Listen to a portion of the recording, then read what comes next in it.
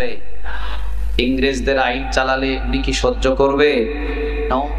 অসম্ভব। ওনার জমিনে ওনার আইন বাস্তবায়ন করতে হবে, কিন্তু হ্যাঁ, ওনার আইন বাস্তবায়ন করতে গিয়ে কিছু মানুষকে জীবন দিতে হবে, এটা সত্য।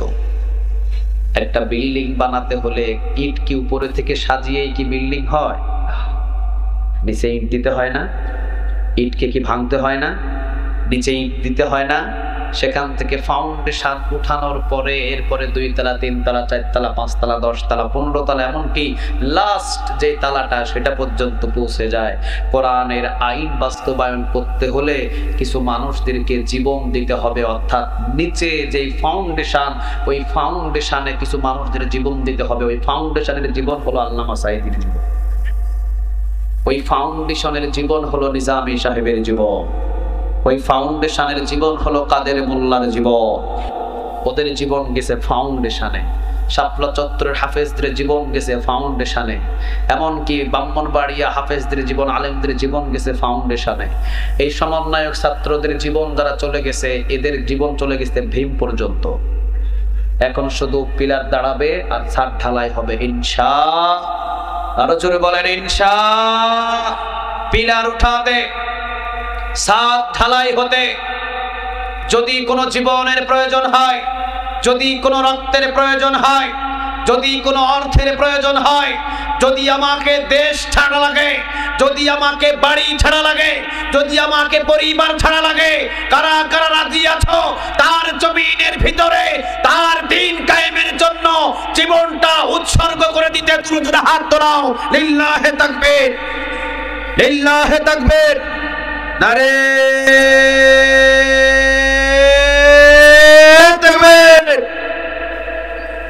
আমাদের হাতগুলোকে তুমি কবুল করে নাও। আরো জোরে বলেন আমিন।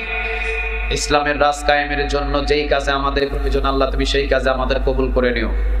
যদি হাতের ভিতরে তরবারি ধরে নামতে হয় আমরা নামতে রাজি আছি ইনশাআল্লাহ। যদি জীবন দিতে হয় আমরা জীবন দিতে রাজি আছি ইনশাআল্লাহ।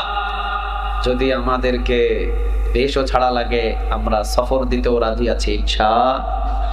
রাসূল 13 বছর মক্কা থেকে হিজরত করে মদিনায় আসলেন, তারপরে রাসূলকে প্রধানমন্ত্রী বানায়া দিলেন তিনি কে? আমরাও যদি এরকম কষ্ট স্বীকার করতে হয়, কষ্ট স্বীকার করতে রাজি আছি তো পাবনাবাসী? আল্লাহ আমাদের সবাইকে কবুল করুক, আমরা বলি আমিন। তাহলে জুলুম সম্পর্কে কথা বলেছি, ইনিল হুকমু ইল্লা লিল্লাহ। আল্লাহর জমিনে আল্লাহর দ্বীন কায়েম করতে হবে, পৃথিবীর সবকিছু আল্লাহ সুবহানাহু ওয়া তাআলার হুকুম মানে।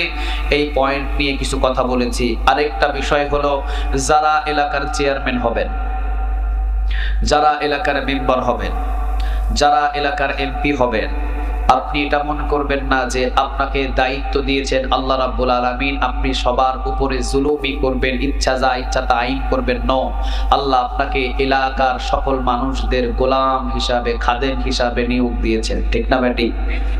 একজন চেয়ারম্যান উনি ওনার ইউনিয়নের খাদেম, একজন এমপি উনি ওনার থানার খাদেম। ওনার এলাকায় যদি 5 লক্ষ মানুষ থাকে, ওই 5 লক্ষ মানুষের খাদেম হিসাবে এমপি কে নিযুক্ত করে দিয়েছেন তিনি কে? কুলিল্লাহুম্মা মালিকাল মুলক তুতিল মুলকা মান তাশা ওয়া তানজিউল মুলকা মিম্মান তাশা। কথাটা কার? আমি দি ক্ষমতা, আবার ক্ষমতাটাকে ছিনিয়ে নেন তিনি কে? কত ইজ্জু মান তাশা ওয়া তুযিল্লু মান তাশা। ইজ্জত দি আমি এবং বেইজ্জত করেন একজন, তিনি কে? অতএব আপনি দায়িত্ব পেয়েছেন, আপনাকে মনে করতে হবে আমি এলাকার খাদেম, আর খাদেমের কাজই হলো এলাকার সেবা করা। খাদেমের কাজই হলো এলাকার সেবা যত্ন করা, খোঁজ খবর রাখা। আল্লাহ যেন এই বুঝটা আমাদের সকল শ্রেণীর নেতা কর্মীদের ভিতরে ঢোকা দেয়, বলেন আমিন। আরো জোরে বলেন আমিন। আজকের মাহফিলের যিনি সভাপতিত্ব, আমি যিনি, আমার বাম পাশে বসা খুব চমৎকার মানুষ জনাব আলহাজ মোহাম্মদ শফিক।